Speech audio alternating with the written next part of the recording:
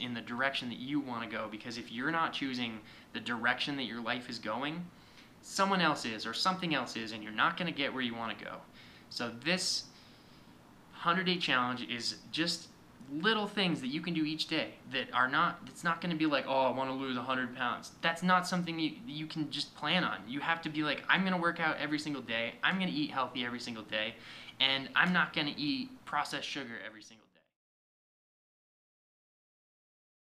Do a quick sound check and talk to everyone about what this 100-day challenge is actually about and how you can best attack this challenge and see where we're going to go with that. A couple things I want to talk about. One of them is a little bit taboo, so brace yourself. We're going to talk about something that I like to call brain porn. Now, what the heck is brain porn? Well, let's get into the taboo topic. Porn is definitely something that a lot of people watch. Pretty much every guy ever, and a lot of girls too. And I'm not going to pass any judgments. I think sometimes it can be educational. Sometimes it can be probably a bad thing. The biggest bad part about it is probably builds illogical or kind of fantastical expectations, which can lead to unhealthy things in future relationships. But that's not even the biggest thing. The biggest thing is that porn is actually extremely addictive. And if you know me, you know that I used to be super addicted to online gaming, and now I've just kind of figured out addiction to the point where I don't need that anymore. It's kind of a crutch. Interestingly, the things that help you get away from addiction, such as community and a sense of belonging and all that, that's exactly why I was addicted to gaming, was because of the community there, the friends I made, and the relationships I had, which, you know, I'm still friends with a lot of my old gaming buddies, and I've visited them. One of them lives in Mexico. I go down there all the time. But let's talk about why it's so addictive, and why gaming is addictive, why porn is addictive, why cell phones and computers and every little stupid game you play on your smartphone is addictive. And it's because each one of these, you know, if we go back to porn, you know, in your little tribal community, you had maybe one or two good-looking single females, and that's it. So you had to basically go, you know, take action on that. And hopefully you know, she liked you back, because if not, you're going to be single for the rest of your life. Now we've got all these things like pornography and Tinder apps and even Facebook and Instagram and Snapchat just loaded with just, you know, these hot, what do you call them, Insta sluts or something like that, where you can just post hot pictures, get a ton of followers, but why is that so addicting though? It's because every time that, you know, as a little caveman, you saw this beautiful woman, you got a little, you know, burst of dopamine, like, hey, go get that. That's a good thing. And now you get it constantly. And when you watch porn, it's constantly. And I actually put some TED Talks into this challenge, which talk about both porn and addiction and a whole lot of other things. But if we keep spiking our brain with this dopamine, and, you know, eventually our dopamine receptors, you know, I don't know the full science of it, there's a TED Talk on all of this in the challenge, but our receptors start being less and less receptive to that pleasure response that we're getting chemically from, you know, the activities we're choosing. So, you know, when you're constantly overloading your brain with, you know, ooh, Facebook notification, ooh, text, ooh, Instagram, ooh, or porn, which is even worse because it's like constant, you know, multiple tabbing and all this crazy stuff. Then when you go outside and you walk around in nature, or you go skiing, you know, it's just not as enjoyable, and that's why you get so many people in these repetitive cycles of just all day on their phones, all day on the computer. Complete porn addiction, gaming addiction, all sorts of things like that.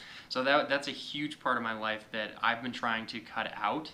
So we talk about, the first part of this challenge is 15 minutes of daily exercise, and that's almost the easiest challenge, because if you can't do 15 push-ups or pull-ups or sit-ups, or 15 minutes of a crappy YouTube yoga video before you go to sleep, then who are you kidding? You're really showing your colors that you've got no personal conviction, no resolve, no commitment to follow through. And if you can't follow through with 15 minutes a day, how are you going to follow through with a family life? How are you going to follow through with your job commitments, or if you want to start a new business or move to a new country or learn a language?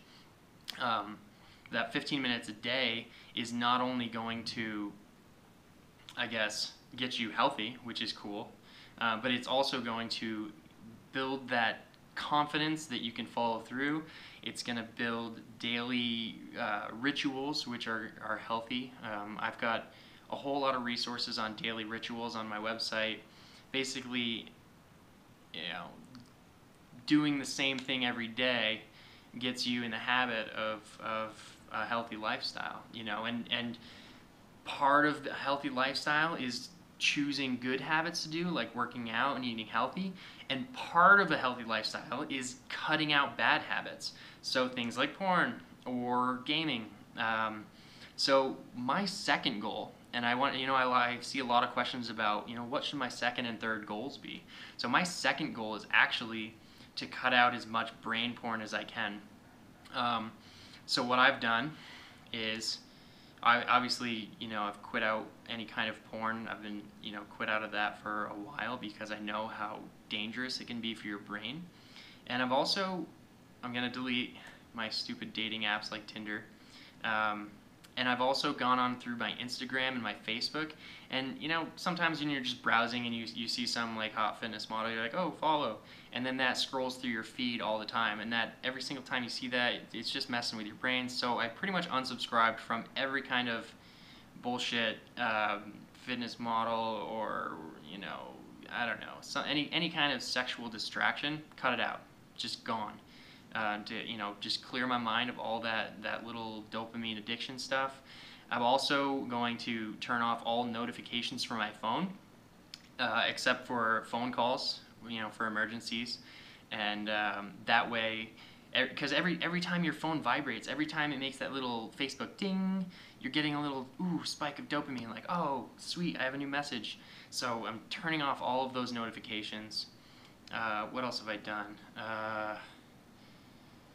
I can't even think. But those are the main things, and it's just about cutting down on that constant stream and that flow of like little micro shots of pleasure hormone that go through your brain every time that stuff, every time you get that notification or something. As for a third goal, eating healthy is a really big part of my life. I've been trying to clean up my diet for so long. But if you saw the video I posted the other day, it was talking about how even Whole Foods, which is supposed to be organic and pure and clean, they don't always source their food from the best companies, the best farms. So, I'm going to try my best to go to local farms and farmers markets and things like that. But also, I'm going to take Shakeology every day. And if you don't know anything about Shakeology, that's fine. If you don't want to take it, if you're not interested, whatever.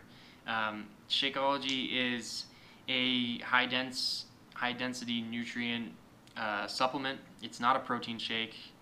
There's no one out there who's deficient in protein, unless you are like eating mud in Africa, and even then, bugs have plenty of protein. Like 85% of the world eats bugs. Not talking bad about Africa, but no one is protein deficient. You're not protein deficient. And this whole obsession with, oh, you have to get huge amounts of protein to be healthy, it's ridiculous, and it's completely false information, as is the the whole thing about you need more calcium. That's not based by any science. Even the USDA has lowered their protein recommendations, they've lowered their wheat recommendations, they've lowered their dairy recommendations, they've lowered their calcium recommendations. All of that stuff is pseudoscience, and if you want to know about this stuff, you have to do your own research. I've done a lot of research on this stuff. I try to eat as healthy as I can. I believe that mostly we're nutrient deficient. And what happens is, the food we eat, most of it is overprocessed, and even the healthy stuff that we get from farms is not of the best quality. So we're looking at, we're eating these great vegetables, but the soil that they're grown in maybe is not as good quality as it used to be, 50, 100, or 1,000 years ago. So our bodies are just not getting the nutrients we need. And so that's what happens when these people, tons and tons of people, especially in Western society, they eat this food that they think is healthy, like wheat and dairy, which I don't even consider cereal food. It's just flavored cardboard with a bunch of like milk, which is just a laced hormone beverage, which is meant for cows, not humans. Anyway, we humans, we eat all this stuff, and our anatomy says, oh, I'm full, that's great, and then 2 hours later we're hungry again. Why? It's not because we didn't get enough calories. Wheat and dairy and all the other bullshit that we eat as part of an American diet are full of calories. I can get tons of calories from just about anything. You could eat freaking crackers all day long and you're going to get tons of calories and you're still going to be hungry. Why? Because you're not getting the nutrients, and your body doesn't know how to distinguish nutrients from calories. Your body's craving things, so you start eating things, and you can look at there's different lists, and I can post these. If you're craving salt, then you need this nutrient. If you're craving sweet things, then you need these nutrients. And eventually you end up just eating too much calories. And I think even the American Medical Association Journal put out a research study that said you have to eat something like 27,000 calories per day just to get enough nutrients according to the USDA recommendations in like calcium, magnesium, potassium, chromium, all those things. That's where Shakeology comes in. It's not a one-trick pony, just as eating a healthy diet's not always going to be the perfect thing, but it's a supplement that comes in and gives you a lot of things that can benefit your body. And basically when I take it, I'm full of energy, I'm more focused, I can sleep better. Some of the people I've worked with have lost a lot of weight, better digestive issues, or improved digestive issues, and I don't know why you wouldn't try it. I'm a total believer in it. Beachbody gets like an 89% one-year follow-up rate with improved weight loss and health, and they're the biggest supplement company in the country now as far as they're over $1 billion company because of the success that they're getting with the Beachbody P90X and PiO and 21 Day Fix workouts, and with the Shakeology in combination. And that's their secret, is that you got coaching, you got a fitness program, and you've got a nutrition supplement. And again, one of the big keys with the nutrition supplement is it's not a one-trick pony. It's not going to be the one thing that makes you healthy, but it's going to create a daily habit that builds that momentum that you need. If you miss a day, you're like, oh, I'm hungover or something, you just want pizza, then you have a bad day, but you still have that one healthy habit that you carry out every single day, and then you don't slip into this, oh, I was working out for a month and then I got sick, and so I haven't worked out in the last 2 weeks, and I know it'll suck to get it back in, and then suddenly you haven't worked out in 6 months. I've been there, you've been there. Let's not get backtracked into that just negative cycle. By having this 15 minutes a day of workout, some sort of nutrition commitment, and some sort of commitment to give up something unhealthy in your life, you're going to build this ritual of daily habits that are really going to help you overcome the harder things in your life that you can't control. Because there's things that you can control in life and there's things that you can't control in life. And if you really take daily action on controlling the ones that you have control over, suddenly the ones you don't have control over get easier. Things work out for you. Like, I can't even explain it, but when you're controlling the little things in your life, the big things just work out for you. And I can't really express how this works, but I can tell you from experience that the last time I did one of these 100-day challenges, whole big ginormous changes happened in my life for the better that I had no control over. But I think that if you follow through these 100 days, you're going to get where you want to go as far as your health and fitness. You're going to make progress, and you're also going to make huge, significant movements in the direction that you want to go. Because if you're not choosing the direction that your life is going, someone else is, or something else is, and you're not going to get where you want to go. So this 100-day challenge is just little things that you can do each day that are not, it's not going to be like, oh, I want to lose 100 pounds. That's not something you can just plan on. You have to be like, I'm going to work out every single day, I'm going to eat healthy every single day, and I'm not going to eat processed sugar every single day. I got a good habit, I got a fitness habit, and I've got something that I'm going to give up. And if you don't get results with that in 30 days, heck, I don't even know how to help you, but if you can't get results on that in 100 days, then I don't know if anything can help you, because this is the way to make changes in your life. You commit to small things and you get big results. So I hope that answered all your questions. Stay tuned for this whole challenge. I'm going to be here. Like, I hate making videos because I get really, I don't know, shy about it or something, but you know, I'm here for you. I've built in all sorts of motivational videos. Every Monday you're going to get a motivational video. It's going to pump you up for the week. And every Friday you're going to get some sort of lesson. It could be on addiction, it could be on goal setting, it could be on what else? Leadership. I've got some other ones that are just kind of how to get inspired about your life, how to, you know, start, you know, you work full-time on your job and part-time on your passion, and all that good stuff. So I hope you enjoy it. This has been years in the making, basically. I've collected these videos and speeches and lectures and this whole pattern to get results, and I want to hear from you. So post below, post your second goals, post your third goals, post any questions you've got, post a before picture so I can see where you're at right now, and then in 100 days we're going to post some after pictures, we're going to post your results.